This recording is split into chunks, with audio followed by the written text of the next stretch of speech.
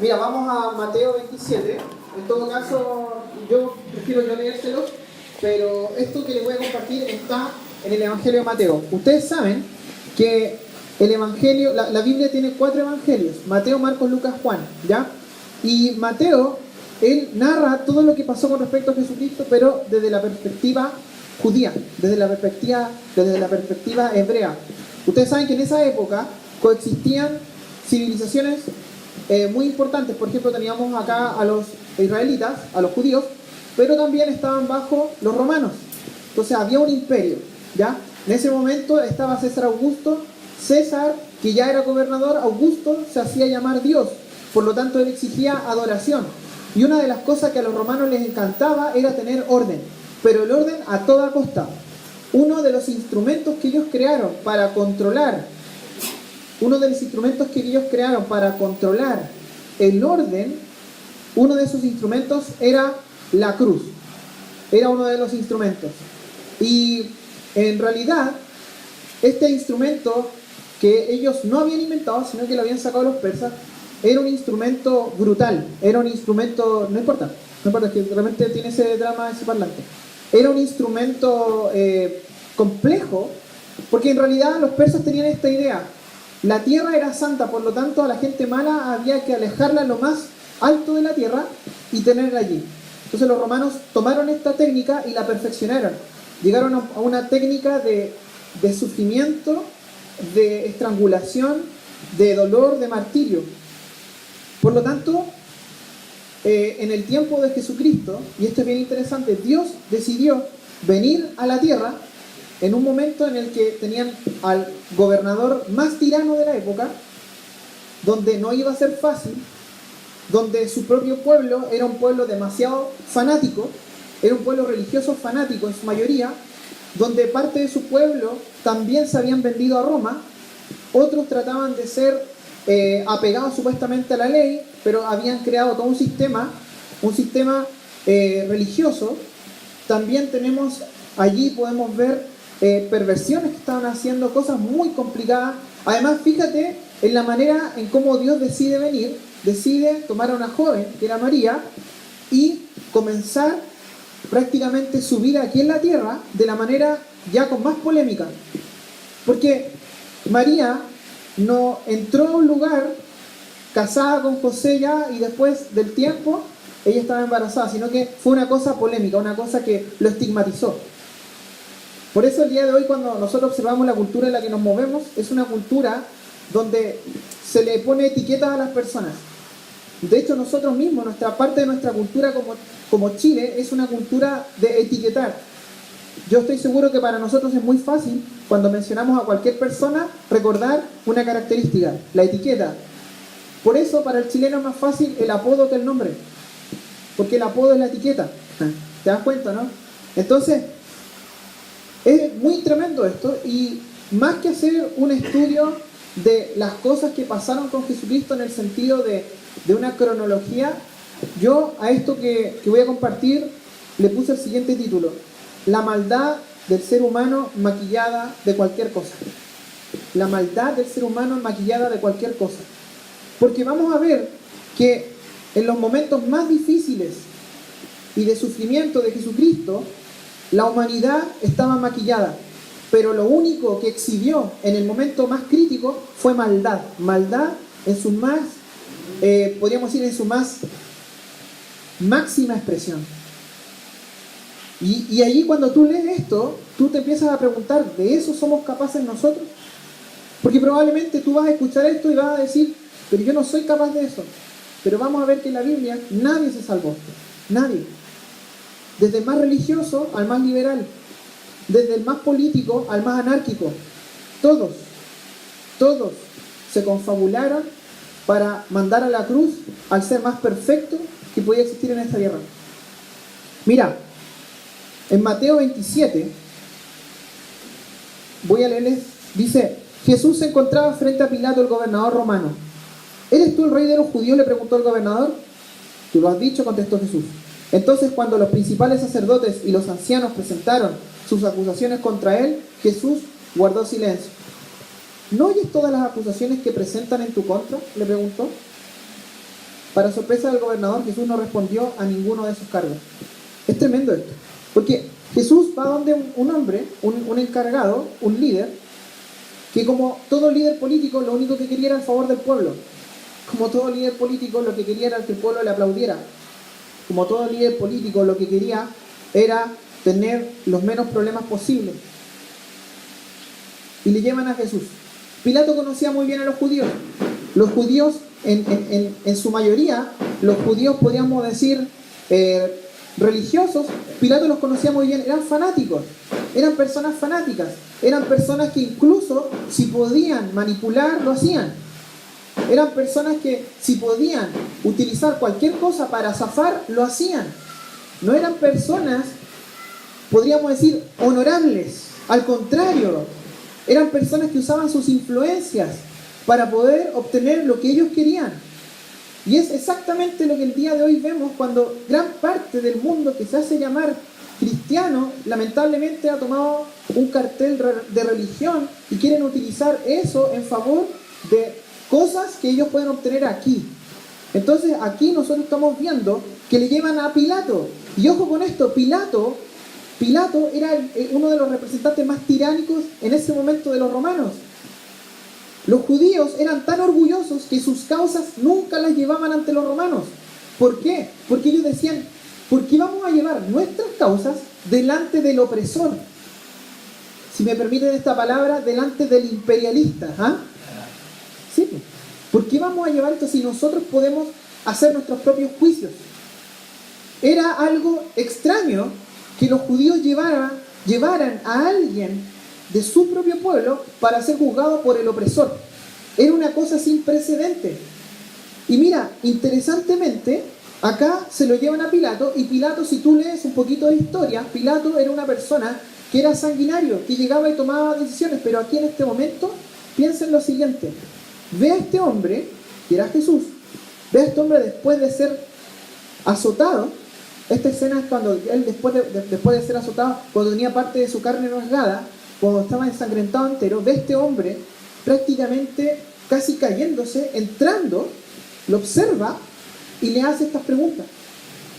Porque cualquier persona, tras los azotes, decía, ya, si yo me arrepiento, me echo para atrás, no quiero más dolor. Pero aquí lo que vemos es una cosa muy distinta. Jesucristo en ningún momento defendiéndose, en ningún momento siendo como los judíos que Pilato conocía. ¿Cómo? Buscando la pitutocracia, buscando zafar, buscando manipular, sino que por el contrario, en silencio, no responde a ninguno de los cargos. Es tremendo. Y ojo con esto, los sectores más extremos de Israel se habían juntado. Estaban los herodianos eran los judíos que amaban a Herodes. Y esos eran prácticamente los que se reconocían como los más vendidos, por así decirlo. Tenemos los herodianos. El extremo de los herodianos, nosotros podríamos decir que eran los fariseos y los saduceos. Y allí había una diferencia teológica, una diferencia de repente también en lo que era la intelectualidad, pero eran extremistas. Y por otro lado tenemos a los judíos que no se querían someter bajo el imperio romano y vivían prácticamente cerca de las cuevas. Eran los judíos más anárquicos de la sociedad. Los romanos, a los que siempre querían capturar, eran a esos judíos, a esos hebreos, a los que estaban allá porque eran anárquicos, porque lo que querían era zafarse del yugo romano. Pero en esta escena están los cuatro unidos, esos cuatro extremos. Y de repente nosotros vemos cómo el mundo lo que quiere es decir, oye, lo importante es que nos unamos todos. Pero acá hay un ejemplo, que la humanidad, si se une, no siempre es para el bien. No siempre es para el bien. La verdadera unidad, la unidad que Dios nos quiere enseñar es la unidad que nosotros vemos en Efesios. Una unidad en el Espíritu de Dios. Porque esto es lo interesante. ¿Sabes qué? La Biblia en ningún momento enseña que todos nosotros vamos a ser, por así decirlo, uniformes. Somos todos distintos, todos tenemos dones y talentos y Dios nos quiere usar. Nadie es superior a otro, son roles, son cargos que hay, pero nadie es superior a otro, somos iguales delante de Dios. Aquí, ¿qué es lo que vemos? El sentido de unidad, pero desde la perspectiva humana, no desde la perspectiva de Dios. Porque desde la perspectiva de Dios, lo importante es honrar a Dios, no llevar a alguien a ser torturado solamente porque, por así decirlo, les está haciendo sombra. Mira, y esto es muy interesante porque Pilato por primera vez ve a un hombre que se mantiene en silencio, pero un hombre fuerte. Porque Jesucristo no estaba evidenciando debilidad de carácter, al contrario, estaba siendo muy fuerte de carácter al dejar su causa delante de Dios. Eso es difícil para nosotros. ¿Se han dado cuenta que nosotros al primer problema buscamos cómo zafar? Somos así. Pero nuestro Señor, al contrario, se presenta allí en silencio. Versículo del 15 en adelante dice: ahora bien, era costumbre del gobernador cada año durante la celebración de la Pascua poner en libertad a un preso, el que la gente quisiera, y entregarlo a la multitud. Ese año había un preso de mala fama, un hombre llamado Barrabás. Al reunirse la multitud frente a la casa de Pilato aquella mañana, él les preguntó: ¿a quién quieren que ponga en libertad? ¿A Barrabás o a Jesús, llamado el Mesías? Él sabía muy bien que los líderes religiosos judíos habían arrestado a Jesús por envidia. Envidia. Envidia. En su máxima expresión. Envidia al punto de llevar a la muerte a una persona. Y esto es muy interesante porque la gente iba a tener estas dos opciones. Iba a tener al anárquico, al extremista Barrabás. ¿Por qué los romanos habían apresado a Barrabás? Porque Barrabás era uno de estos insurgentes, era uno de estos hombres que vivía lejos y que lo que hacía era provocar desorden, matar, robar. Entonces tenían a Barrabás y por otro lado tenía a Jesucristo. Y le va a preguntar a las personas a quién deciden soltar: al terrorista, al que los representa mal, o a Jesucristo, al que llaman el Mesías. Yo no sé si tú te pones a pensar en un momento eso, pero como que uno diría, no hay por dónde perderse, ¿no? Entre alguien, y ustedes se han dado cuenta el día de hoy lo que son las detenciones ciudadanas, lo que es tomar a una persona, cuando la firman, la agarran a palo entre todos. Bueno, tenían a alguien así en ese momento. Alguien que incluso era capaz de matar a los suyos. Pero aquí Pilato sabía que los religiosos lo habían arrestado, lo habían llevado delante de él por envidia. Eran capaces de prostituir sus convicciones por envidia. La envidia es una cosa que todos nosotros podemos en algún momento sentir envidia. Otra cosa es ser esclavo de ella. Y lamentablemente aquí vemos este escenario. 19. Justo en ese momento, cuando Pilato estaba sentado en el tribunal, su esposa le envió el siguiente mensaje: deja en paz a ese hombre inocente. Anoche sufrí una pesadilla terrible con respecto a él. Mientras tanto, los principales sacerdotes y los ancianos persuadieron a la multitud para que pidiera la libertad de Barrabás y que se ejecutara a Jesús. Así que el gobernador volvió a preguntar: ¿a cuál de estos dos quieren que los deje en libertad? ¡A Barrabás!, contestó la multitud a gritos. La gente conocía muy bien a Barrabás, pero también sabían quién era Jesucristo. Pero esa gente, pudiendo haber gritado Jesucristo, prefirió gritar Barrabás porque habían sido comprados. Mira cómo está funcionando aquí el círculo de maldad. La gente, prácticamente, los religiosos le habían ofrecido un montón de cosas. No es malo, dijeron. A Barrabás, total. Por otro lado, Pilato, mientras tuviera el pueblo tranquilo, él iba a acceder. Fíjate, el día de hoy cuando la gente empieza a apuntar y dice: no, la culpa es de los políticos, no, la culpa es de la gente, no, la culpa es de esto. En este momento de la historia, nosotros vemos que todos los sectores de la sociedad son responsables por elegir, no elegir al hombre más perfecto que podrían haber elegido, y elegir al malo. Y mira qué interesante, 22. Entonces, ¿qué hago con Jesús llamado el Mesías? ¿Qué hago con él? Preguntó Pilato. Crucifícalo, le contestaron a gritos. ¿Saben qué? Para los judíos la crucifixión era una de las muertes más terribles que podían existir, pero además era una cosa prácticamente que ellos no iban a pedir nunca. Desnudar prácticamente una persona y exponerla delante de todos, sobre todo delante de del imperio que los estaba aplastando. Eran capaces de aceptar eso. Eran capaces de aceptar que esos mismos hombres, que los romanos pusieran en la cruz el rey de los judíos. ¿Saben por qué los romanos pusieron eso? Lo pusieron porque era una burla hacia los judíos. ¿Ese es su rey? Porque la manipulación que hicieron estos religiosos era decirle a los romanos, ¿saben qué? Él es un hombre que está provocándonos a no obedecer al César, porque él nos dice que es nuestro rey. Entonces para los romanos, claro, iba a ser algo preocupante, pero cuando Pilato ve a Jesús se da cuenta que no era lo que le habían dicho. Y uno acá podría esperar, bueno, Pilato por último va a tomar una buena decisión, pero su decisión estaba detrás del favor del pueblo. El pueblo estaba detrás de obtener cosas de los religiosos, detrás de los poderosos. Y los religiosos estaban detrás de poder mantener su estatus. Entonces, ellos gritan crucifícalo. Y la turba dice que volvió a gritar fuerte. 24. Pilato vio que no lograba nada y que se armaba un disturbio. Así que mandó a buscar un recipiente con agua y se lavó las manos delante de la multitud, a la vez que decía, soy inocente de la sangre de este hombre, la responsabilidad es de ustedes. Y todos sabemos que eso es falso, porque también tenía responsabilidad, porque él tenía el poder de hacer lo correcto y no lo hizo. Porque el pueblo tuvo la alternativa de elegir lo correcto y no lo hizo. Porque los religiosos tuvieron la oportunidad, por último, de tener misericordia de uno de los suyos y no lo hicieron. Entonces vemos aquí la maldad maquillada de política, la maldad maquillada de religiosidad, la maldad maquillada de pitutocracia.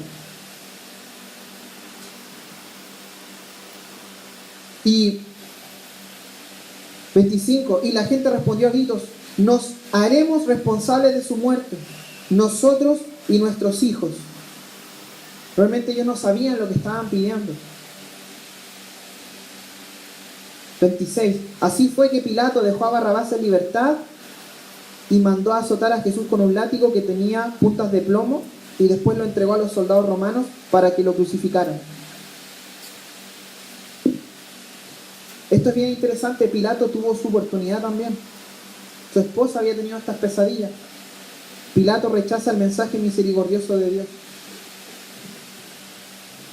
Y esto es muy interesante. La misma gente también del pueblo se dejó manipular. Total, iban a obtener algo. Probablemente iban a obtener, no sé, acceso a vender más cosas en el templo, porque acuérdate que en ese tiempo el templo se estaba transformando en un lugar de comercio. Estaban dispuestos a cualquier cosa. Vuelvo a insistir, la crucifixión era aberrante para los judíos. Aún así, no importa. Iban a decir, ¿él es su rey? Miren lo que hacemos con su rey. Lo crucificaban, todo el tema. Y ellos no importa. Las personas, ¿y sabes qué? Tú me podrías decir, bueno, ¿y qué aplicación hay para nosotros eso? ¿Sabes qué? Nosotros, sin Dios, seguimos eligiendo a Barrabás. La Biblia dice que nosotros somos esclavos a nuestros malos deseos. Eso dice la Biblia. Entonces, el hombre, para sentirse mejor consigo mismo, inventa la religiosidad. Para sentirse mejor que los demás. Para sentirse que se está ganando el cielo. Siendo que lo único que está haciendo es maquillando una fruta podrida. Está la gangrena, está el cáncer, pero le pone encima maquillaje. ¿Y sabes qué? Eso es algo con lo que todos en algún momento de nuestra vida nos enfrentamos delante de Dios. ¿Y por qué digo el hombre sin Dios? Porque la Biblia dice que cuando nosotros abrimos nuestro corazón y dejamos que Dios haga su obra, podemos ser libres de verdad. No de la libertad que el día de hoy podemos gozar como chilenos, de una libertad, podríamos decir, de expresión en cierto sentido, de una libertad cívica, de una libertad de vestirnos como queramos. Esa libertad no llena al hombre. La única libertad que puede llenar al ser humano es la libertad de estar en paz con Dios, de saber que Dios se quiere relacionar con nosotros, de hablar con Él, de relacionarte con Él, no de una forma religiosa. Y mira qué interesante, 27, algunos de los soldados del gobernador llevaron a Jesús al cuartel, llamaron a todo el regimiento. Por lo general, históricamente, lo que hacían era llamar a un grupo de 20, pero aquí llaman a todo el regimiento. No era necesario, pero llaman a todo el regimiento. Y dice, le quitaron la ropa, le pusieron un manto escarlata, Armaron una corona con ramas de espinos y se la pusieron en la cabeza y le colocaron una caña de junco en la mano derecha como si fuera un cetro. Luego se arrodillaron burlonamente delante de él mientras se mofaban. ¡Viva el rey de los judíos! ¿Qué es lo que estamos viendo acá? Era necesario. Ya vemos que el castigo se estaba transformando, vuelvo a insistir, en la maldad, en su máxima expresión, en crueldad. Solamente las personas que tienen, lamentablemente, la conciencia tan retorcida, se gozan y se alegran en el sufrimiento de los demás. Y acá vemos a estos hombres, soldados profesionales, burlándose de un hombre que no se podía defender. Y dice, lo escupieron, le quitaron la caña de junco y lo golpearon en la cabeza con ella. Cuando al fin se cansaron de hacerle burla, le quitaron el manto y volvieron a ponerle su propia ropa. Luego lo llevaron para crucificarlo. Ya estaba hecho. Era llegar y que ellos tomaran a este hombre y lo crucificaran, pero se dieron el festín de hacer todo esto. ¿Y sabes qué? Nosotros luchamos con esta naturaleza. De alegrarnos de repente cuando a ciertas personas les pasan cosas malas. Y es una cuestión que está en nosotros. Tenemos que reconocerlo. Y decirle, Señor, ¿sabes qué? Yo lucho con esto. Pero mira lo interesante. Después de todo esto, me imagino que ustedes se acuerdan que a Jesús le ponen un madero encima para que él cargara. Pesaba entre 34 y 36 kilogramos. En el estado físico que estaba el Señor, llevar eso. Por eso cuando Jesucristo dice, toma tu cruz y sígueme, ojo con esto. La religiosidad ha transformado la cruz en un rito. Pero cuando Jesucristo dice, toma tu cruz y sígueme, lo que está diciendo es, te invito a morir diariamente, a morir a ti mismo. La cruz es un instrumento de muerte. Por más que la sociedad en la que vivimos lo quieren deificar, pero es un instrumento de muerte. No sacamos nada con tener una cruz colgada en nuestra casa, por tener una cruz colgada nosotros, si nosotros no estamos muriendo a nosotros mismos. Porque lo único que tenemos acá sería un pedazo de madera. Nada más.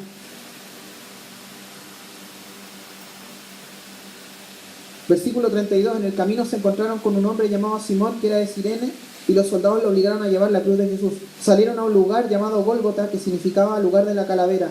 Los soldados le dieron a Jesús vino mezclado con hiel amarga, pero cuando la probó se negó a beberla. Después de clavarlo en la cruz, los soldados sortearon su ropa tirando los dados.